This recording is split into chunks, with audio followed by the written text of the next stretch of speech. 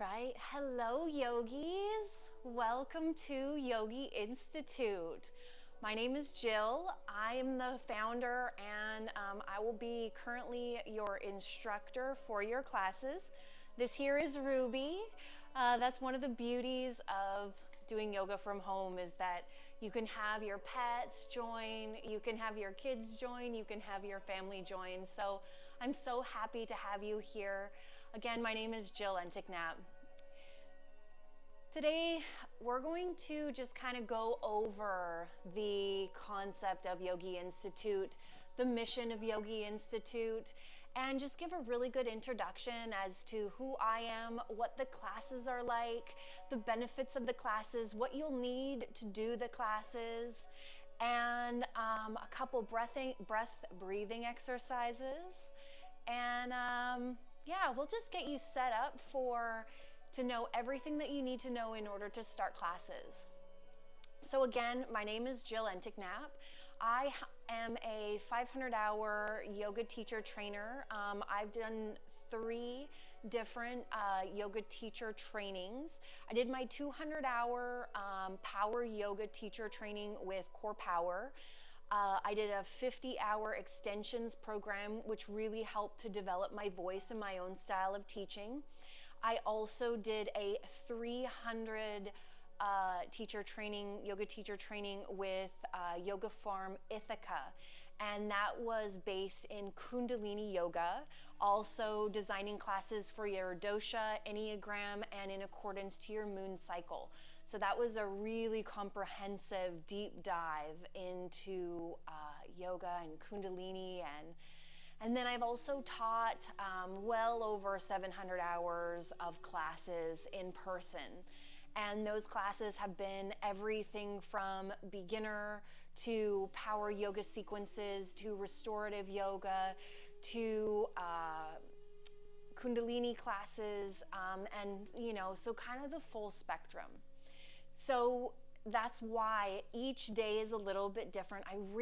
So I'm going to share the mission of Yogi Institute and the inspiration behind it. Truly, the mission is to make yoga accessible to everybody, everywhere, no matter what your age is, your income, your location, your body type, your level of health. It doesn't matter. I want this to be fully inclusive for everyone. And that's why, again, each day is a different class, and each day there is a different skill level. You can modify each class to be a beginner class or to be an expert class, and that's the beautiful gift of yoga. Is even if you've done class, if you've been practicing yoga for 20 years, you can still lay off and do a more passive practice. Or you can really commit and you can really activate the muscles, activate the core, and you can create more of an active practice. And so each day it is for you to decide. And again, just to really share, there are so many benefits of practicing from home. You don't have to wear the most expensive, yoga clothes. You don't have to worry about the expensive yoga membership. You don't have to worry about what other people are going to think or say, or you can let that social anxiety go because you are in your own home, and know that you don't need a whole bunch of space.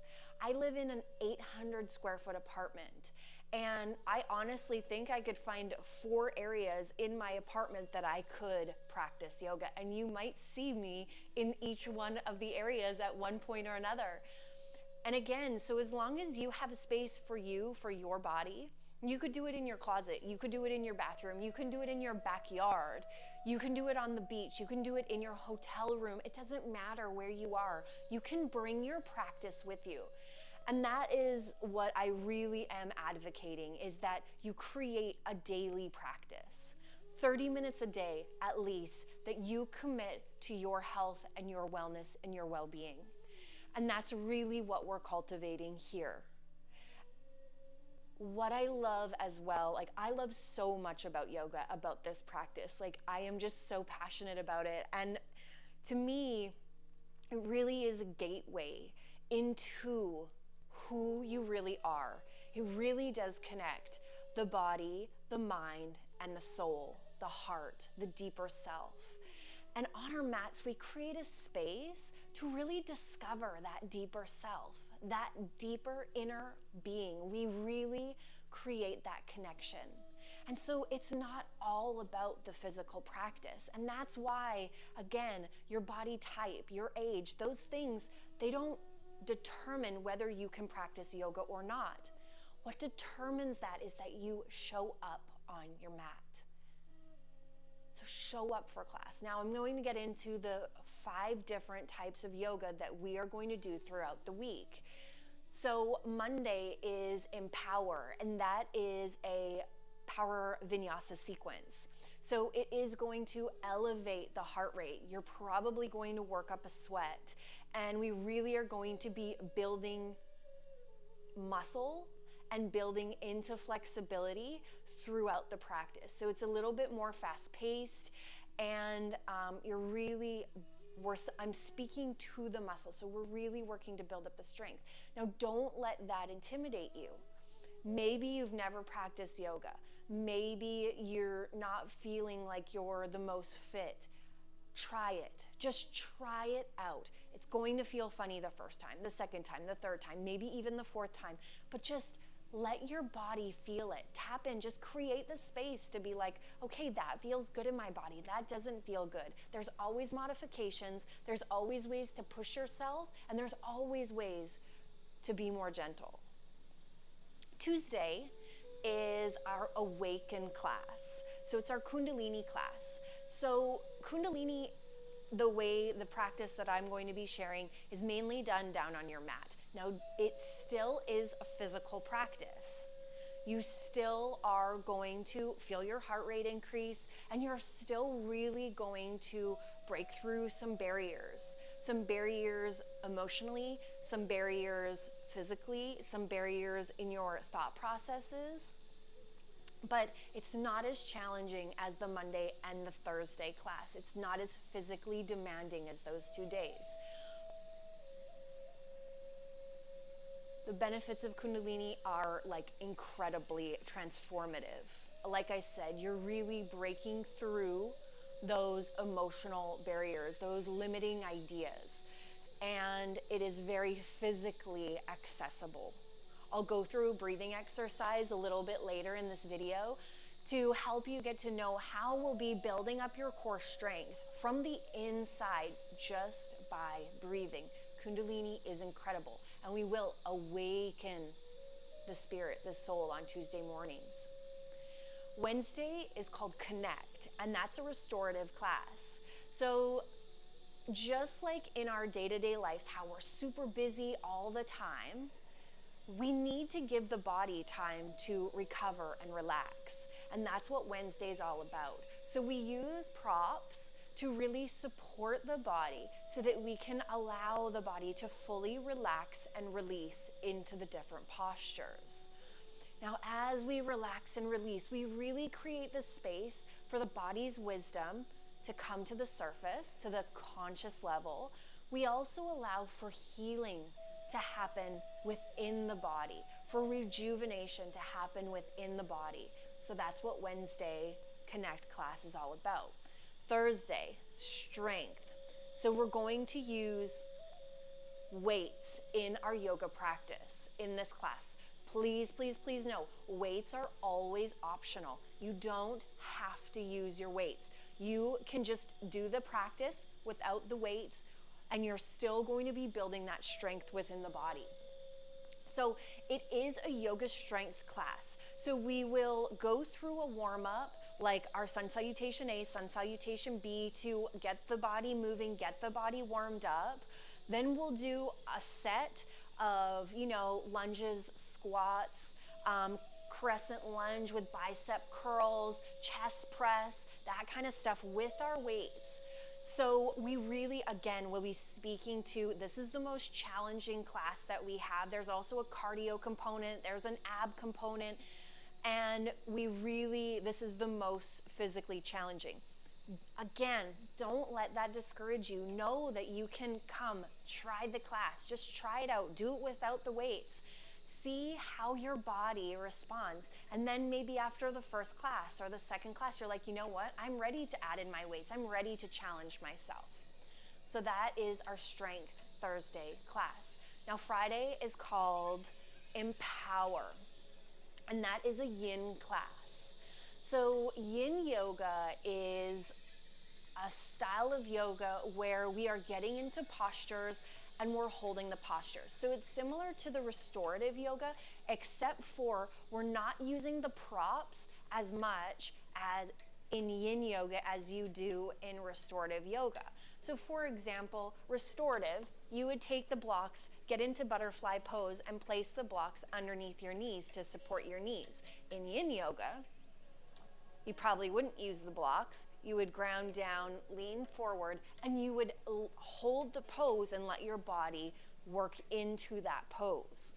So it's a little bit more physically challenging than the restorative, but it is such a great practice for your joints, your ligaments, any kind of complementary yoga to any kind of other physical exercise that you're doing, whether you're a runner, a cyclist, a CrossFitter.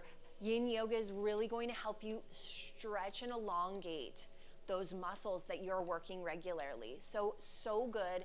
And it's called Empower because there's this mental component that as you find stillness and as you find the edge of sensation, your mind really starts to get active. And in this practice, we're going to meet that active mind. And so we're going to be made aware. And so we're going to be able to gain control, gain insight and understanding into our mind. So that's what Empower is about. Now, each class, and this is all on the website as well, so you can tap into the website under the classes page.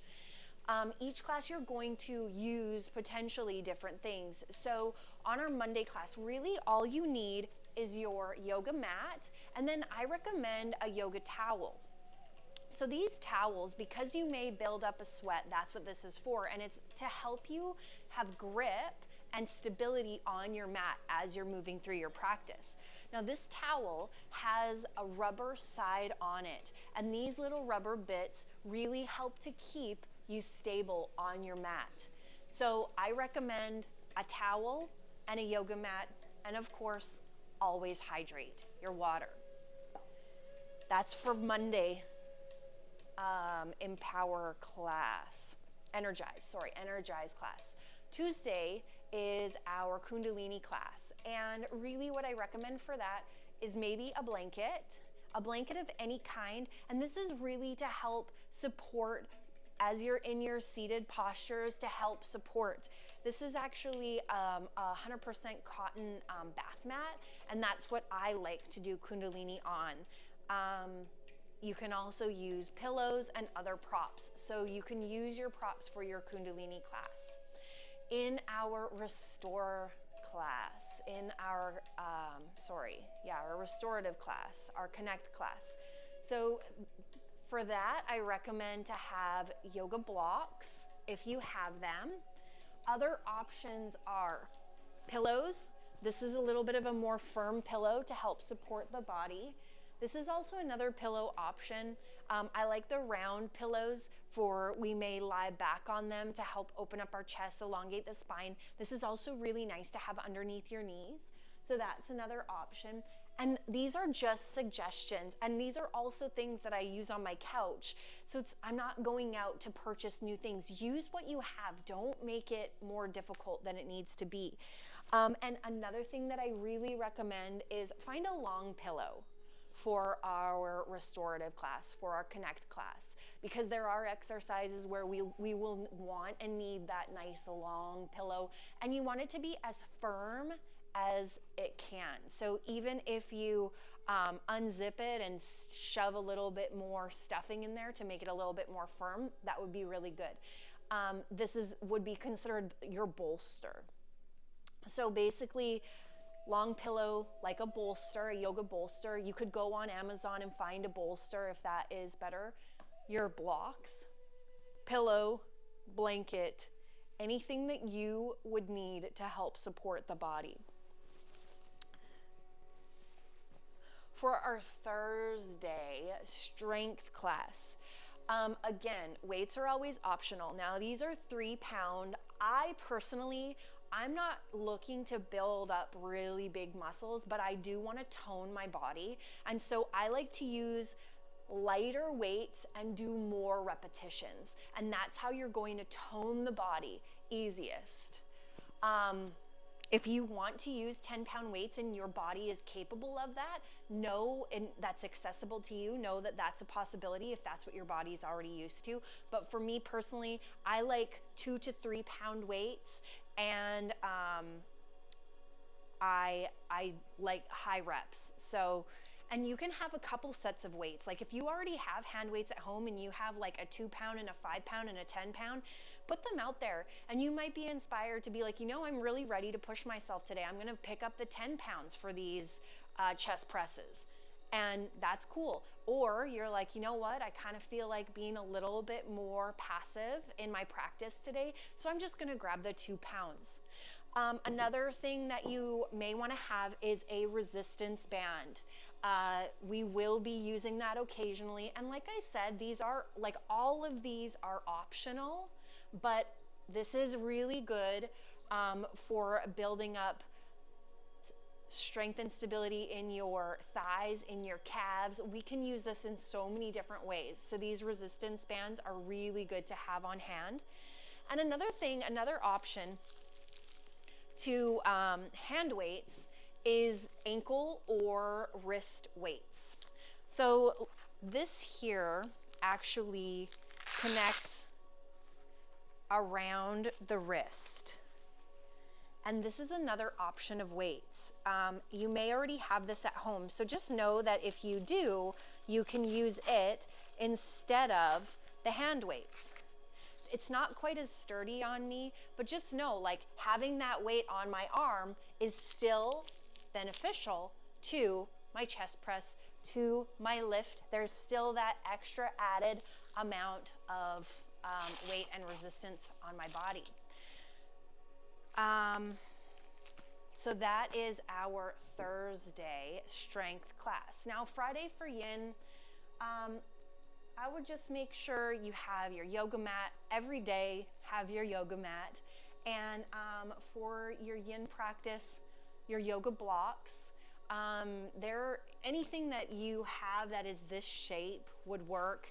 If you have books rather than blocks, you can use that. Like, I really want to make this accessible and not have to go out and spend a bunch of money on products and props. Use what you have, be where you are, and start your practice from there. That is the mantra of Yogi Institute. So now that we've kind of went through the different classes, what you need for each class, I'm going to go through a couple breathing demos. So there are 2 main breaths that I want to introduce you to. First off, we're going to go through the Ujjayi breath. So that is the common yogic breath. And how you do that is ground down into your sitting bones, really lengthen your spine up toward the ceiling. Let's close down our eyes and start to take deep inhales and exhales through the nose. Now press and rest the tongue in the back of the throat.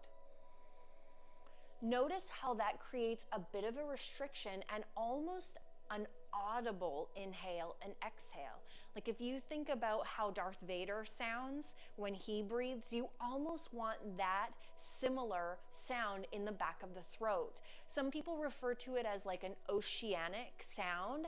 So closing down the eyes, letting the tongue rest in the back of the throat, starting to take deep inhales and exhales through the nose. And you really want to breathe into the belly. Feel the belly expand. Feel the lungs expand. Fully expand. And as you exhale, use the diaphragm to press the air out of the body. That's what's going to create that oceanic, that Darth Vader sound.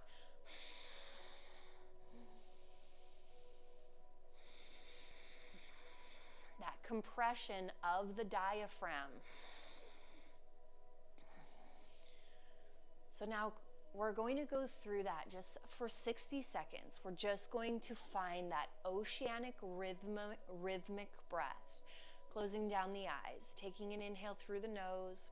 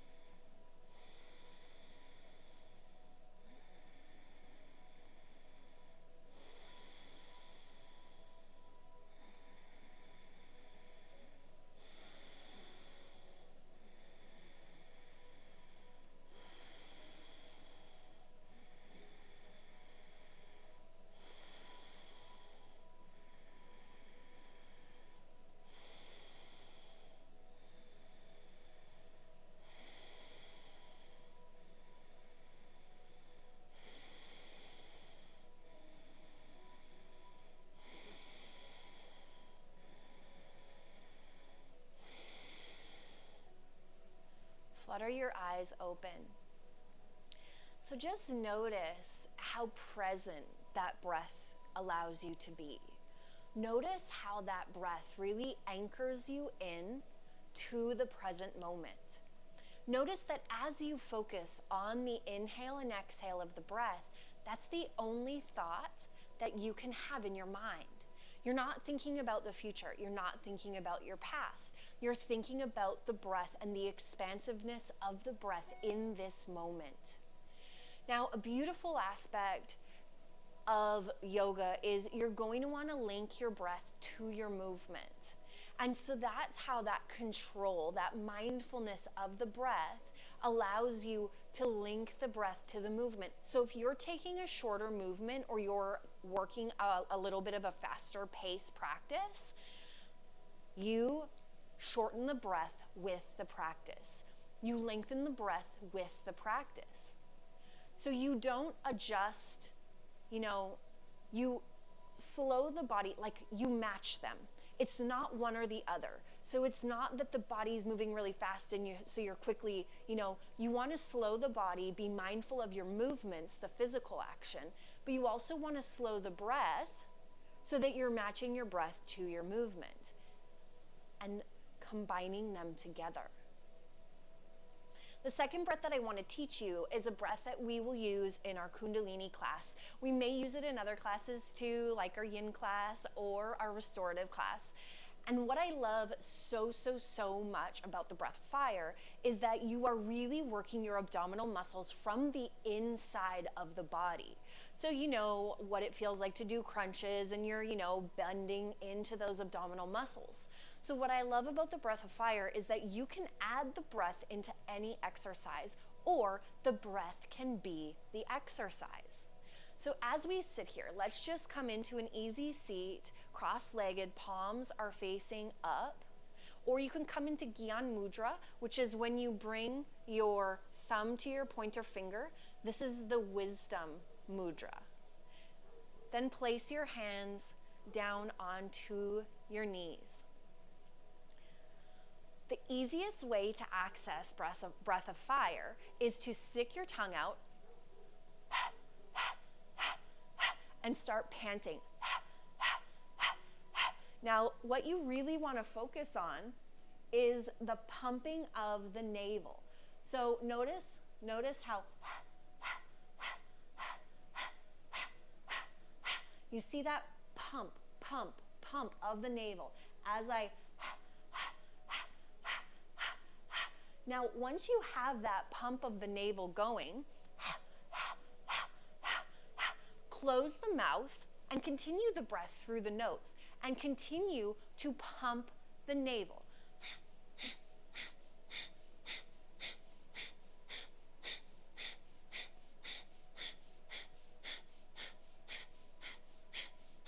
And notice how you're activating your core muscles just through the breath, because you're pumping that navel and you're pumping the core, which is all connected to the abdominal muscles. So there are going to be multiple different exercises that we do where we add in the breath of fire and we are really working that core. So let's close down our eyes. And if you need to stick your tongue out in order to start the breath, please feel free to do so. If you can do that without sticking out the tongue, then let's just start to get into the rhythm of the breath of fire. Keep it going.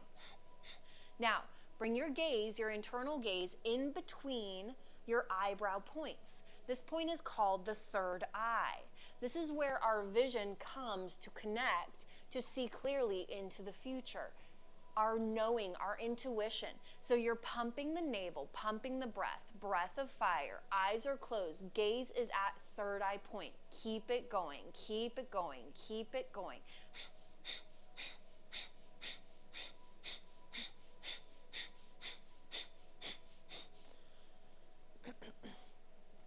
Keep it going.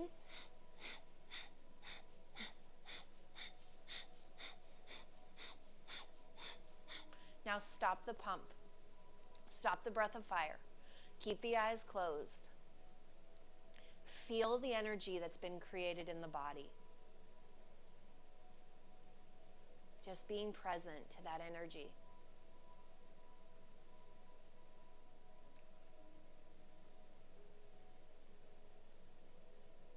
Flutter the eyes open.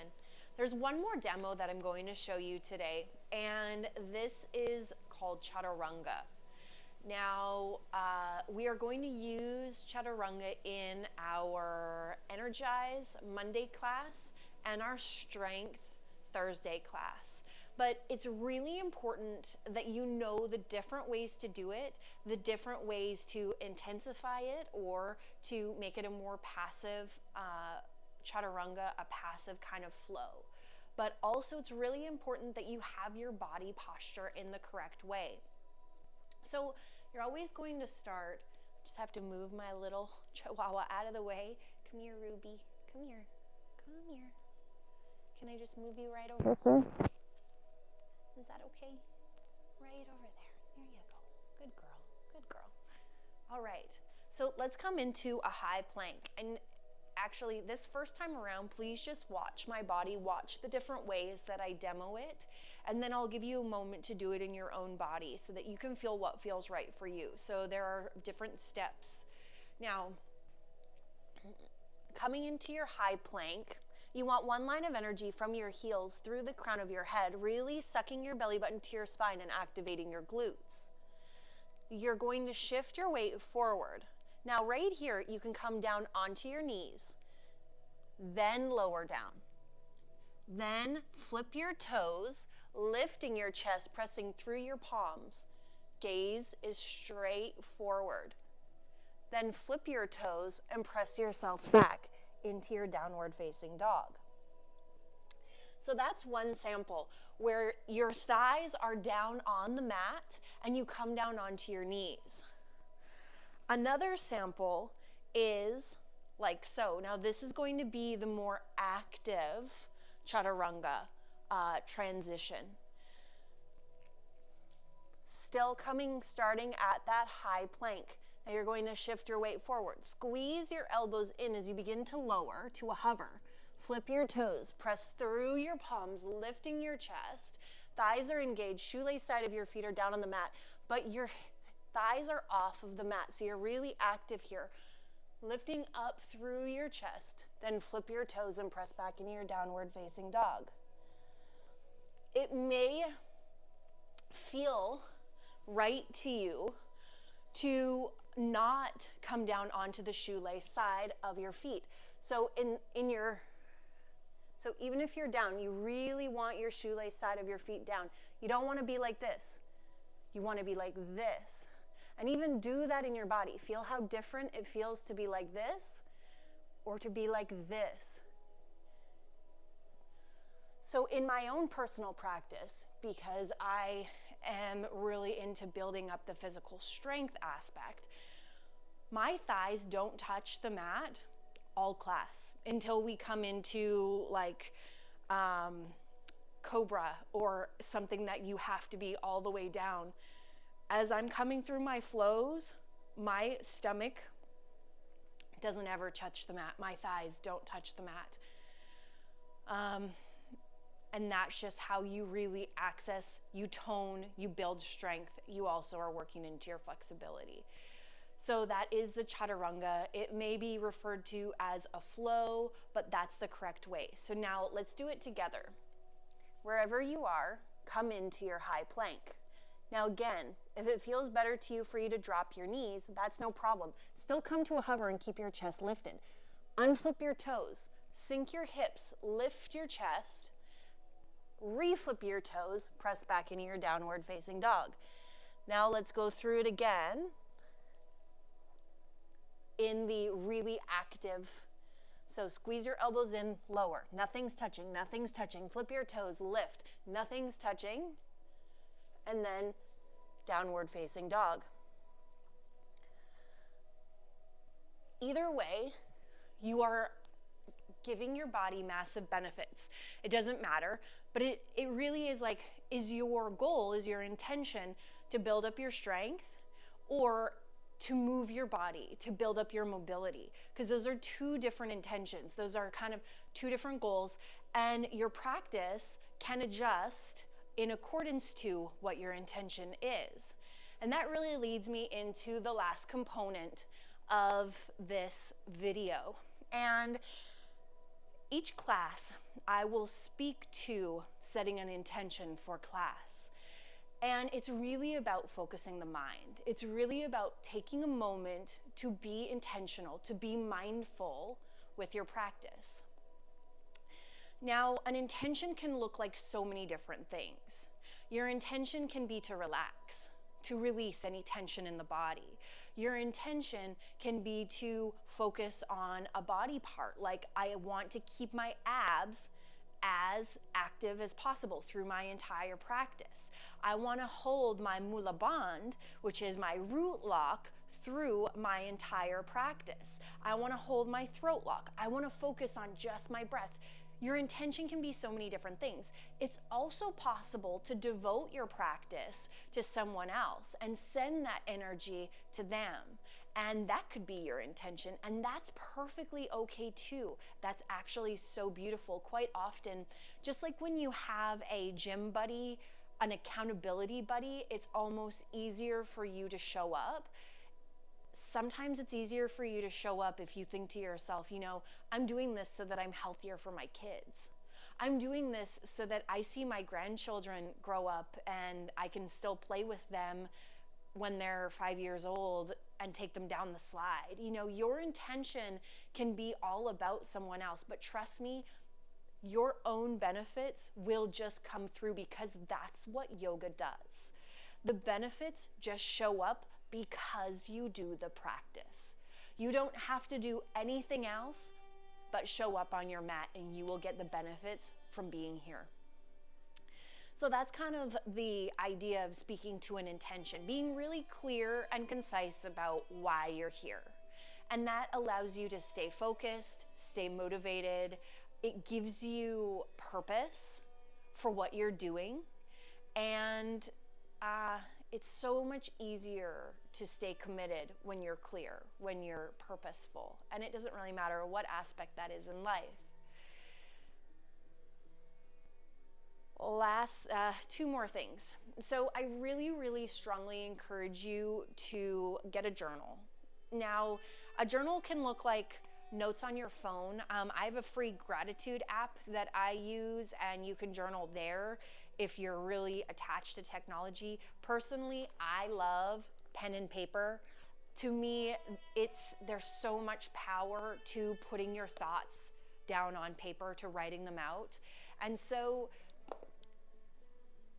starting a journal and writing down your intention, writing down how you feel when you practice, so that you can refer to that as you move forward, so that it doesn't, like, if you're ever just like, oh, I just don't want to do it today, and then you refer back to that journal entry where you wrote about how great you felt after class, it can be so much easier to take action, to make that commitment and stay committed and stay accountable. It's one thing if I tell you how wonderful it is. It's another thing if you actually experience and feel that for yourself. Lastly, the consent form. If you're going to practice with me, I really need you to sign the consent form. If you already did, thank you so much. If not, please go to the registration tab on the website. This is the same type of consent that you would sign at any fitness center, at any gym, at any fitness class. And it really is to just protect myself and the future of Yogi Institute. And so I really appreciate that you do that, and you just won't be able to practice without signing that consent. If you have any questions, please don't hesitate to reach out. There are a lot of different ways to reach me. My email's on the website. It's jill@yogiinstitute.com. You can also reach out on Facebook. You can reach out on Instagram. Yeah, there's so many ways to get in contact. And I mean, you can ask anything. You can say, hey, my sciatica is acting up.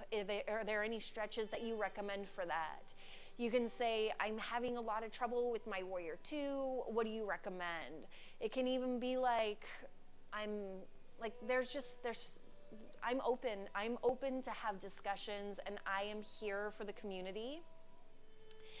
And that leads me to the closing. I am so happy that you're here, and I am so happy to share this practice and to make it accessible to people anywhere, any body, any age, any gender, I want this to be a very inclusive place where people can come and explore.